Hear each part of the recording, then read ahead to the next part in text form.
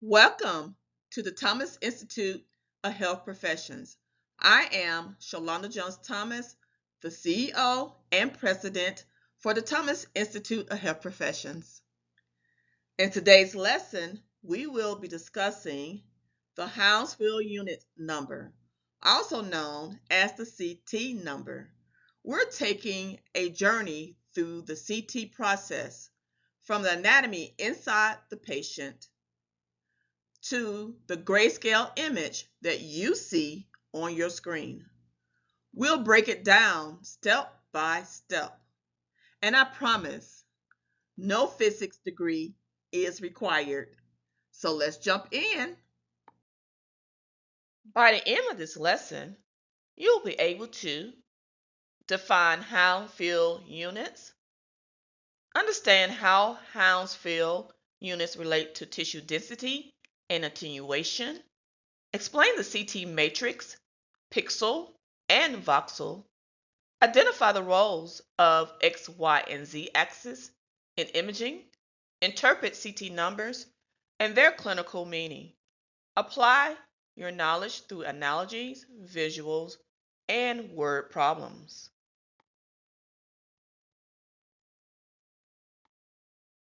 Let's start with the basics.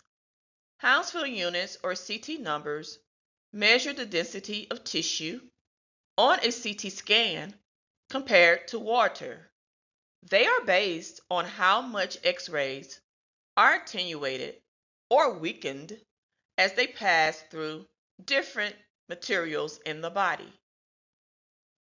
The scale is based on how dense the tissue is compared to water. Here's an easy way to understand it. Think of Hounsfield units like the thermometer for tissue density. Air is very cold in about a negative 1,000 Hounsfield units, where we have bone on the hot end, often over 1,000. Water sits right there in the middle at 0. Before we dive straight into it, let's go over some terminology and concepts. A matrix is a grid of rows and columns that make up a CT image slice. Common sizes include 512 by 512, 1024 by 1024. Each square in the grid equals 1 pixel. An analogy you can use: think of the matrix like a checkerboard, and each square is a pixel. Pixel stands for picture element. It is the smallest 2D unit of a CT image. It has width and height, the X and Y dimensions. Each pixel in this image is assigned a Hounsfield unit value that determines the grayscale brightness. Bright or white will be the high Hounsfield unit number, for example, bone. Dark will be the low Hounsfield unit number, for example, air. On the other hand, a voxel is a volume element, a 3D cube of tissue. It's formed by taking the pixel area and now adding slice thickness, or the z-axis. Think of the pixel like the floor tile 2D and the voxel like a brick. It has depth. A voxel has X, Y, and Z axis. Recall, X-rays are made up of energy bundles called photons, which can behave in three main ways when encountering matter. In this case, matter in the body. Photons can be absorbed by the structure they encounter. It can be scattered by deflecting from the original path after interacting with the outer shell electron. It can also be transmitted, which means it can pass straight through the matter without interaction and hit the detectors.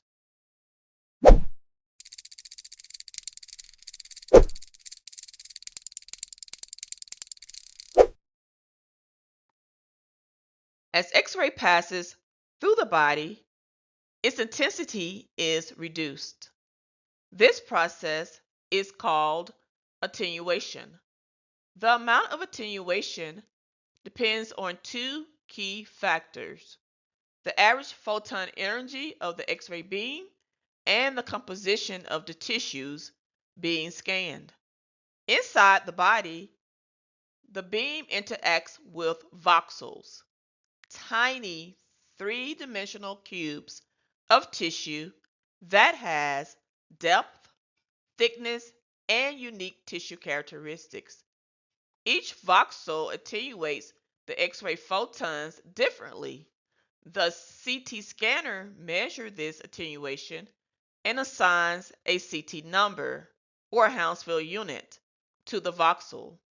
Finally, the value is displayed as the pixel on the CT image, representing the tissue density with a shade of gray. Looking at this image, we have X-ray photons that have came from the X-ray tube.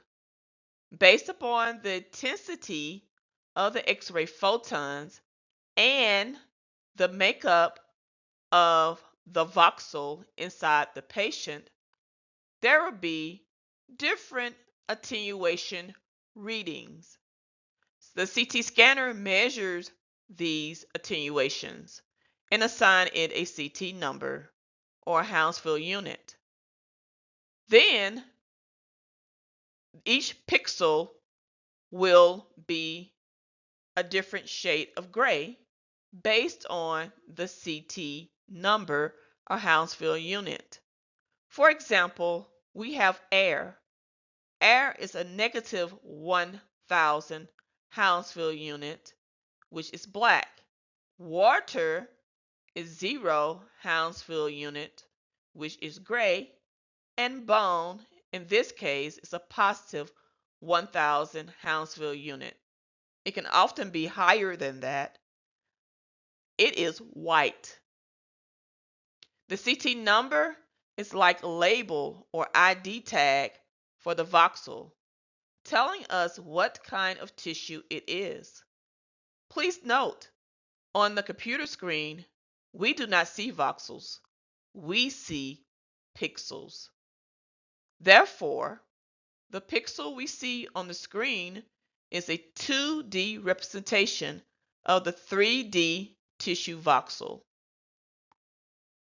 So we just stated that the CT scanner measures how much X-ray passes through each voxel and converts that into a number called the CT number, or the Hounsfield unit, which identifies what type of tissue is in the pixel. But how does the scanner measure this? I'm glad you asked. The computer calculates the linear attenuation coefficient for each voxel. How much of the X-ray beam was attenuated per centimeter of tissue. Once the scanner knows the linear attenuation coefficient for each voxel, it plugs it into this formula called the CT number formula.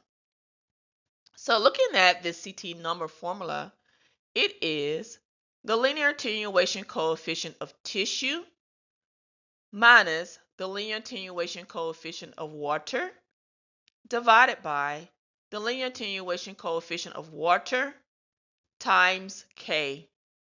K, in this case, for today's scanner, equals 1000.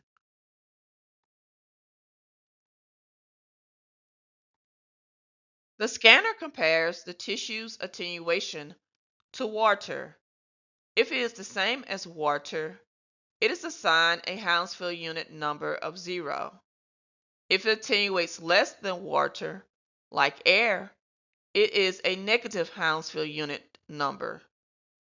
If it attenuates more than water, like bone, it will result in a positive Hounsfield unit number. So basically, the formula is just a way of turning the attenuation into numbers, and those numbers become the shade of gray we see on the image. So how does this connect to the grayscale we see on a CT image? The scanner uses window width and window level to control how many shades of gray are displayed on the computer screen. We will talk a little more in depth about window width and window level in our next video. The thickness of the CT slice is really important because it affects how many X-ray photons are absorbed in each voxel. The thicker slice includes more tissue, which means more photons are absorbed. This is where the three axes come in. The x-axis, which is left to right, is the width. The y-axis, front to back, or anterior to posterior, is the height. The z-axis, head to toe, or cranial to caudal, is the slice thickness, the depth. Now, let's imagine you're scanning a loaf of bread. The z-axis is the width of that slice, the y-axis is the height of the slice, and the z-axis is how thick or thin that slice is. Just like cutting bread in CT, we can control the thickness of each slice along the z-axis.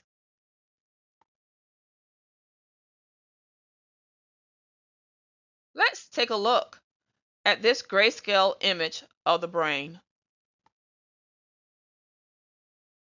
When we zoom in on this CT slice, every little square in the matrix get a CT number or a Hounsfield unit. You get a Hounsfield number. You get a Hounsfield number. You get a Hounsfield number. These numbers depend on the type of tissue. For example, air shows up around a negative 1000 Hounsfield unit. Usually, sinuses, which are not shown here, are close to that number. Fat is around a negative 30 to a negative 70 Hounsfield units. Cerebrospinal fluid is close to water, so it's around a positive 10 to a positive 15 Hounsfield units. Gray and white matter are slightly higher. Hemorrhage shows up even denser, and bone is way up there around a positive 1000 Hounsfield units. Intracranial calcifications are commonly seen on non-contrast CT scans. These calcifications are often a result of normal aging and physiological changes in the brain. However, they can sometimes be mistaken for intracerebral hemorrhage.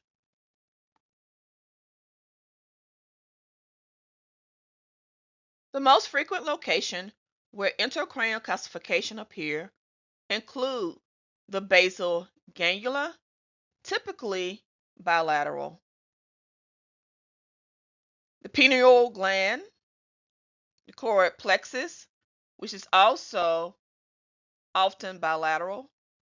Other locations of the intracranial calcification not demonstrated here is the dentate nucleus of the cerebellum, which is also typically bilateral. The falx cerebri, also not shown here.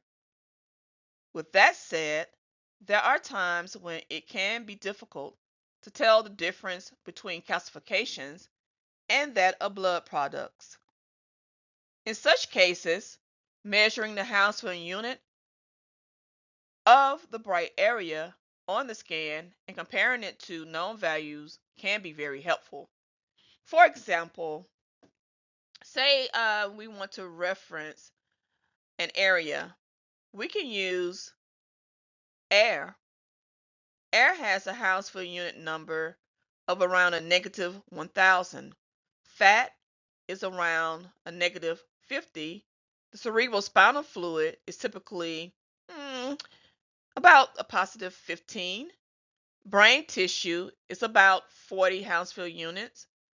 Blood is roughly around a positive 100 Hounsfield units. Bone, which is very dense, around 1000 Hounsfield units. Intracranial calcification, Hounsfield units values typically ranges anywhere between 200 to over 1000, and this depends on how dense the calcification is.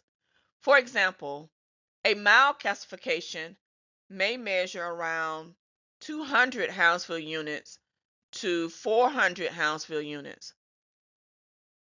while a more dense calcification, like those that's typically seen in the pineal gland and the choroid plexus, can measure up to 1000 or more, similar to that of bone. We are now going to apply the CT number, also known as the Hounsfield formula, to what we have learned. Remember the CT number formula? CT number equals the linear attenuation coefficient of tissue minus the linear attenuation coefficient of water divided by the linear attenuation coefficient of water times K.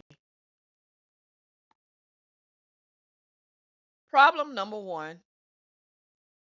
During a body scan, a certain voxel of tissue has a total linear attenuation coefficient of 0.50 per centimeter. The linear attenuation coefficient of water for the scanner is 0.20 per centimeter. What is the CT number for this pixel? What type of tissue is in this pixel? So please take your time, pause this video, work out the problem. Once you have completed solving for this problem, continue the video to check your answer.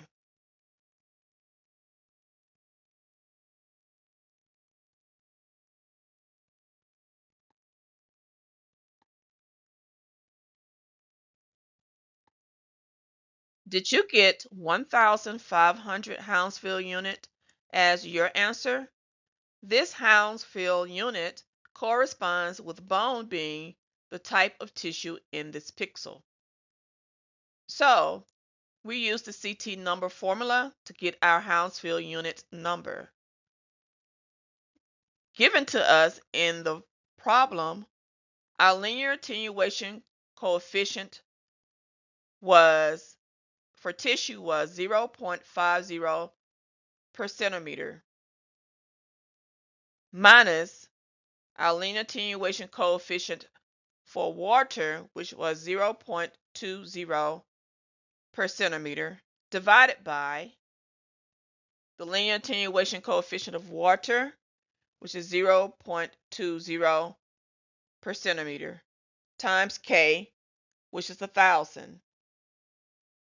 We subtract 0.50 minus 0.20.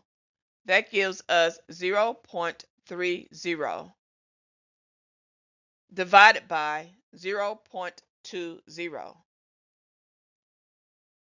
Then we multiply it times 1000. So that gives us 1.5 times 1,000. That gives us a Hounsfield unit number of 1,500. Again, what is in this particular pixel? Bone. Problem number 2. During the same scan, a lesion's linear attenuation coefficient is measured as 0.21 per centimeter.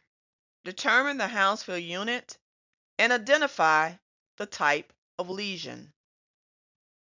It may be beneficial for you to pause this video, work out the problem. Once you have completed solving for this problem, continue the video to check your answer. Did you get 50 as your answer? This Hounsfield unit corresponds with soft tissue being in this pixel.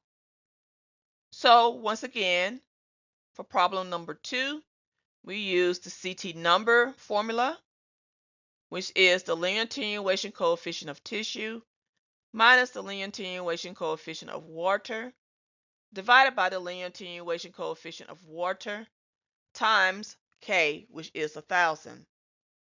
Our linear attenuation coefficient for this particular tissue is 0.21 per centimeter. The linear attenuation coefficient for water, which was given to us previously, is 0.20 per centimeter. We take the 0.21 minus 0.20, and that gives us 0.01. We then divide it by the linear attenuation coefficient of water, which is 0.20, and then we multiply it times 1,000. That gives us 0.05 times 1,000, which gives us a Hounsfield unit of 50. What is in this particular pixel? Soft tissue. Phew! All right, let's recap what we have covered today. The CT imaging process have 5 simple steps.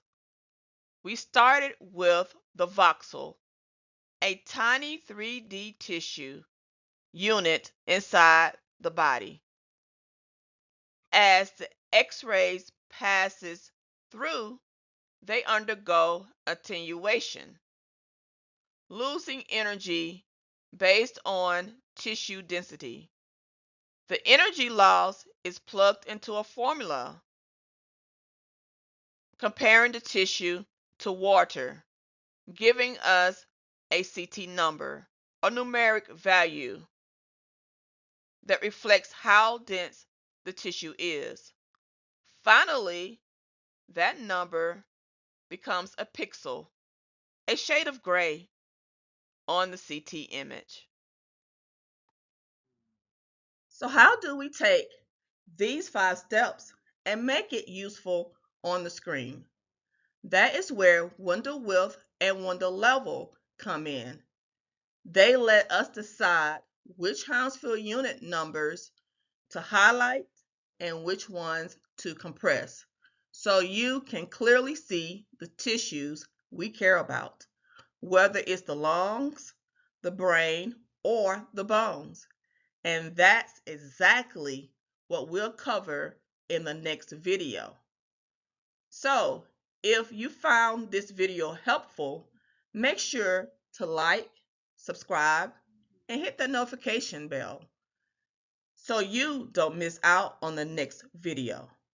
Thanks for watching, and I'll see you in the next video where we'll unlock the power of window width, window level. Bye. Please feel free to connect with us on any of our social media platforms.